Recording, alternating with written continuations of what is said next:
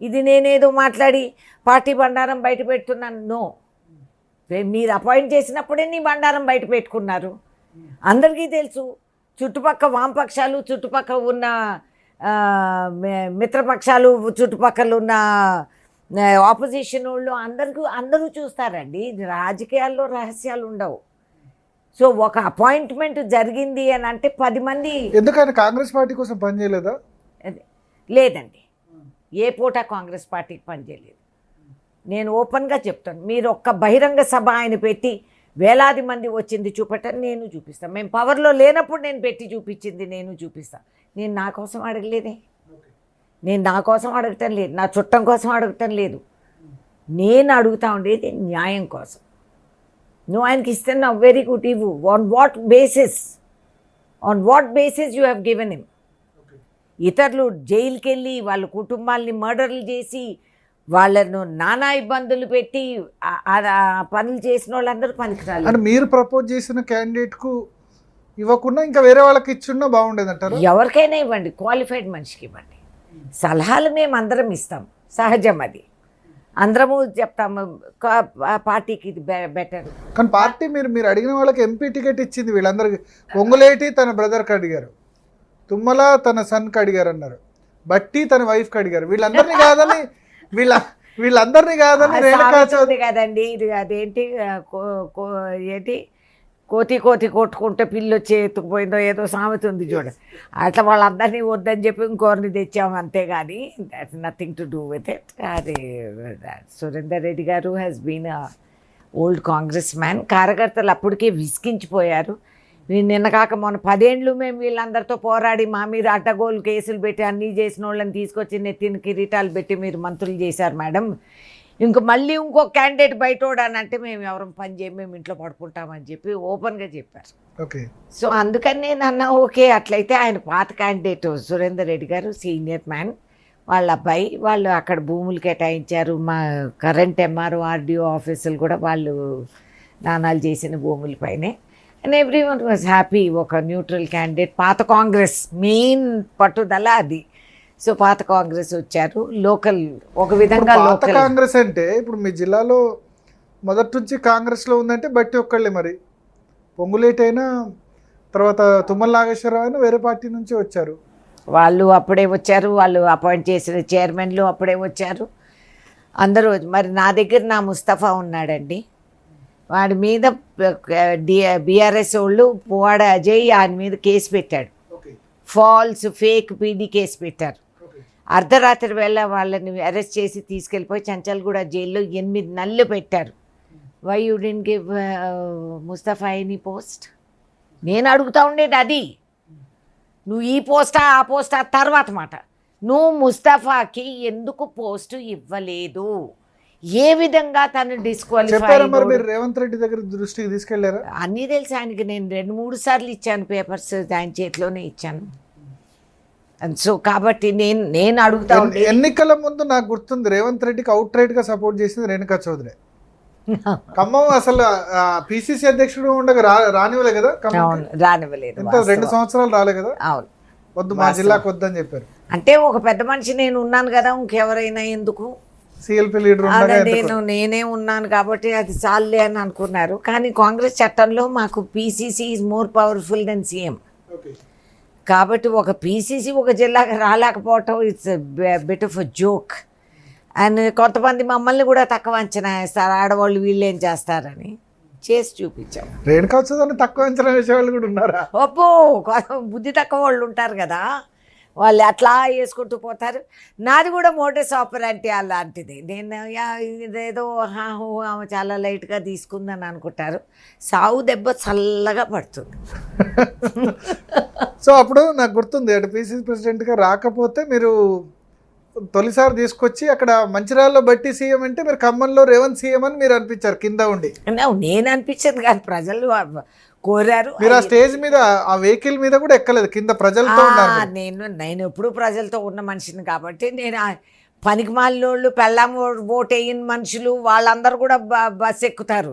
వాళ్ళు పైకి ఒంటరిగా బండి నడుపుకొని వచ్చి బండి ఎక్కి వీళ్ళందరినీ మేమే తీసుకొచ్చామని చెప్పుకుంటారు. వచ్చిన వాళ్ళు కార్యకర్తలు గ్రౌండ్ మీద ఉన్నారు. నా స్థానం వాళ్ళతోనే. అందుకని నేను ఆ బండి నేను ఎక్కనన్నా. నాకేం మోజులు లేవు, ఫోటోల్లో కనపడాలా, అప్పుడు కెమెరాలో కార్యకర్తలు ఉండాలి. సీఎం రేవంత్ అని ఖమ్మంలో అనిపించారు. నేనే అన్నాను ఫస్ట్, నినాదం నేనే వేసాను. అంటే ఆ కార్యకర్తలు అందరూ అవి ఉన్నాయి కదా సీన్స్, అవన్నీ మేము చెప్పే కథలు కాదు. నేను మరి ఎప్పుడు మీరు అంత సపోర్ట్ చేశారు రేవంత్ రెడ్డి, మీకు చేస్తున్నారా ఈ 2.5 yearsలో? అంటే ఆలోచించకుండా మీరు నిక్కచ్చిగా చెప్పండి, మీరు ఏంటి? చేసినంత, మీరు రేవంత్ రెడ్డికి బిఫోర్ అంటే ఆయన ముఖ్యమంత్రి అయ్యేంత వరకు చేసినంత సపోర్ట్ మీకు ఈ 2.5 సంవత్సరాలు దొరికిందా? మీరు ఎక్స్పెక్ట్ చేసిన సపోర్ట్? నేను అన్నాను కూడా, గత ఇంటర్వ్యూస్లో కూడా అన్న కొన్ని అవకతవకలు జరిగినాయి. కొంచెం మేము అందుకోవాల్సిన స్థాయికి మేము ఎదగలేదు. మీరు రాజ్యసభ టికెట్ రేవంత్ రెడ్డి వల్ల వచ్చిందా, నా హైకమాండ్? కాంగ్రెస్ పార్టీ నాకు కేటాయించిందండి. సీఎం రేవంత్ రెడ్డి సీఎంగా ఆయనే బహిరంగంగా చెప్పారు, కేంద్రమే కేటాయించిందని చెప్పి. సోనియా గాంధీ ఎట్లా ఎక్కడున్నా మీరు మీ పేరు ఫస్ట్ రాసేస్తారు. అయ్యో లేదండి, అట్లా ఏం కాదు. ఓన్లీ ఇఫ్ ఐ డిజర్వ్ వాళ్ళు వేస్తారు. ఇవాళ కేరళలో అంటే ఇష్టం కాబట్టి ఇష్టం కష్టం కాదు, only if you are genuinely. 2012లో కూడా నాకు గుర్తు, 2012లో కూడా మీరు 2009లో ఓడిపోయిన తర్వాత 12లో మీకు ఇల్లు ఖాళీ చేద్దాం చెప్పారు. అవునవును, ఢిల్లీలో లోధి ఎస్టేట్ ఇల్లు ఖాళీ చేద్దాం, నేను రాజ్యసభ ఇస్తున్నా అని చెప్పి 12లో ఇచ్చాను. 10లో possible. I was very lucky, very blessed అనుకోండి. ఇవాళ కేరళలో ఒక చీఫ్ మినిస్టర్ని అపాయింట్ చేశారంటే అసలు ఎవరూ ఎక్స్పెక్ట్ చేయలేదు. హీజ్ అ డార్క్ హార్స్ ఆ విధంగా చూసుకుంటే. కాబట్టి కాంగ్రెస్ పార్టీలో ఆ చమత్కారం ఉంటుంది, అనుకోకుండా ఎటు నుంచో ఒక ఇది పడుతుంది. సో ఆ విధంగా నా అదృష్టం ఈ స్టేజ్ ఆఫ్ మై లైఫ్లో నాకు ఈ అవకాశం ఇచ్చారు. ఇచ్చినందుకు కేంద్రంలో మీకు తెలుసు, అక్కడ కేంద్రంలో దడదడలాడిస్తున్నారు మోడీని. మరి ఇక్కడ ఎందుకు రాష్ట్రాల్లో రేణుకా చౌదరి బ్యాన్ చేశారా? ఖమ్మంలో తిరగొద్దు, వేరే చోట తిరగొద్దు అని ఎక్కడ కనిపించట్లేదు. ఎవరండి నన్ను బ్యాన్ చేసే అంత మొనగాడు ఎవడో పుట్టలేదు ఇంకా.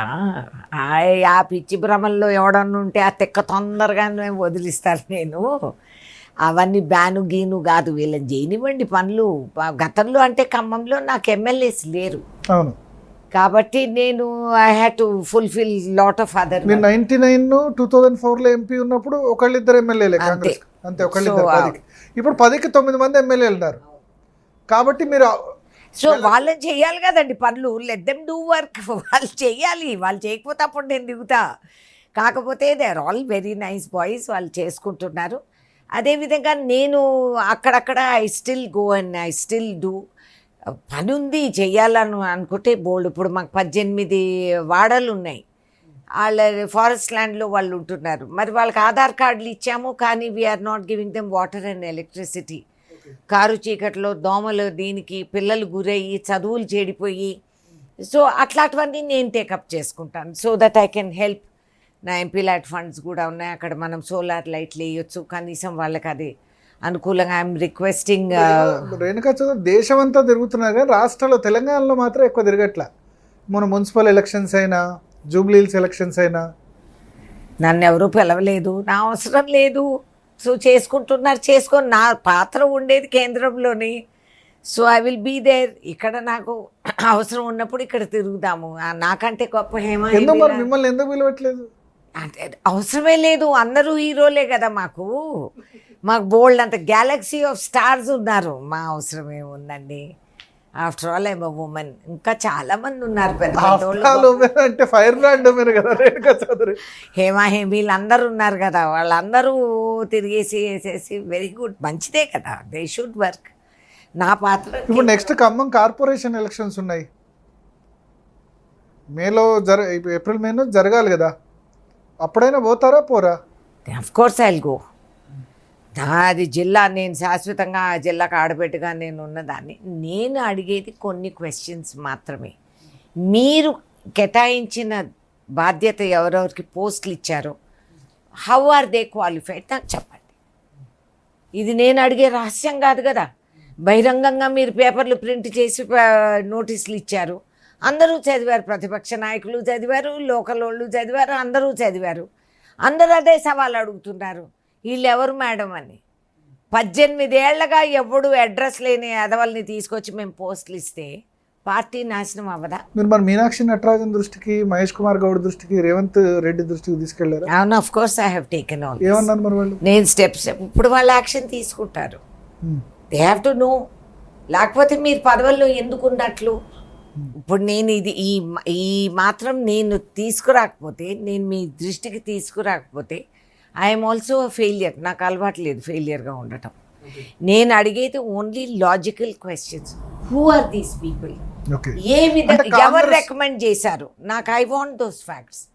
ఎవరు రికమెండ్ చేశారు? సంబాద్రి డెవలప్మెంట్ కార్పొరేషన్ అయితే బట్టి విక్రమార్క అంచరుడు. అదే మీరు చెక్ చేయండి, మీరు జర్నలిస్ట్, మీరు చెక్ చేసి చెప్పాలా. ఇప్పుడు వైరా టౌన్లో డిసిసి ప్రెసిడెంట్, హస్తకళా corporation chairman, BC welfare corporation chairman, SUDA chairman, ఆ తర్వాత మహిళా కాంగ్రెస్, ఇలా బసవరాజు శ్రీనివాస్, ఎరుపాల మదిర. బ్రాహ్మణ కార్పొరేషన్. Who is he? నాకు వ్యక్తిగతంగా వాళ్ళతో ఎటువంటి విరోధము లేదు. వాళ్ళు ఎవరో కూడా నాకు బ్రాహ్మణ్ తెలియదు. ఆర్గనైజేషన్స్ లో యాక్టివ్ ఉన్నారు. No, no, ఆయన యాక్టివ్ ఉండని Maybe కాసే who is he? Sridhar Babu recommendation. No maybe గీబీ కాదు. I want to know. So ఒక్క వైరా టౌన్ కి ఇన్ని పోస్టులు ఇచ్చారు. ఇచ్చారు. అది ఏ విధంగా అది న్యాయము? How is that going to be conducive? అంటే మిగతా మా జిల్లాలో మిగతా ఏరియాలు ఎవరూ పనికిరాలేదు. ఎన్నో త్యాగాలు చేసి ఆస్తులు పోగొట్టుకొని పార్టీకి పనిచేసిన వాడికి ఏం కోరతారండి? ఒక గుర్తింపు, ఒక మర్యాద, ఒక గౌరవం. మీరు అంత అహంకారం, రాజకీయ అహంకారంతో మనము ఇట్లా వరుసగా మీరు 5 పోస్టులు ఒకటే అసెంబ్లీ సెగ్మెంట్కి మీరు ఇచ్చారు. ఎవరి రికమెండేషన్ ఇది? How are they qualified? Wyra బట్టి నేటివ్ ప్లేస్ కాబట్టి ఆయన అయి ఉండొచ్చు. మరి ఆయన నేటివ్ ప్లేస్ అది, మదిర్లో ఆయన ఎమ్మెల్యే, రాష్ట్రానికి ఆయన డిప్యూటీ సీఎం. అయితే అన్నీ ఆయనకి ఇచ్చింది. ఇంకో కార్యకర్తలు వద్దులే, చెప్పేసేయండి. మాకు ఆ మొహమాటం వద్దు. మీరు అందరు పక్కకు తొలగించేయండి. మేమే అన్నీ, ఆయనే అన్నీ చేస్తారు, డిసైడ్ చేయండి. అది నిజమైతే, అది వాస్తవం అయితే then give everything to him. ఎందుకు సీఎం ఎందుకు, మినిస్ట్రీ ఎందుకు, ఎవరైనా ఎందుకు? మరి మీరు ఇది AICC general secretary organisation KC Venugopal వాళ్ళ దృష్టికి వెళ్ళిందా? ఇక్కడ జరుగుతుంది వాళ్ళ అందరి దృష్టికి వెళ్ళింది కాబట్టి ఇవాళ నేను మాట్లాడుతున్నాను. తర్వాత నోబడీ కెన్ సే మీరు బహిరంగంగా ఎందుకు చెప్పారు, అప్పుడు ఎందుకు చెప్పలేదు, రహస్యంగా ఎందుకు పెట్టలేదు, ఈ కథలన్నీ చెప్తారు. కాబట్టి విత్ ప్రూఫ్ నేను చూపిస్తాను. పైన నుంచి కిందకి అందరి దృష్టికి ఎందుకు తీసుకొచ్చాను, ఎందుకు తెస్తున్నాను, ఏమన్నారు మరి? ఎందుకు వై ఎమ్ ఐ ఫైటింగ్? ముందు అది అర్థం చేసుకోండి. ఎందుకంటే నా కార్యకర్తలకి ఇది మా ప్రాణం. ఒక పార్టీకి వెన్నెముక అంటే ఒక కాంగ్రెస్ కార్యకర్త. వాళ్ళ కోసం నేను పోరాడుతున్నా. ఏంటి మీరు నన్ను చేయగలిగేది? చేయండి. నేనేమన్నా భయపడుతున్నానా? You give me answers so that I can also convince the workers. లేదు బాబు, ఇది ఈ కారణం వల్ల ఎట్లా అయింది, ఈ ఆలోచనతో అట్లయింది. ఆఫ్టర్ ఆల్ రాజకీయాలు ఒక చదరంగం. ఒకసారి ఈ పాము మేము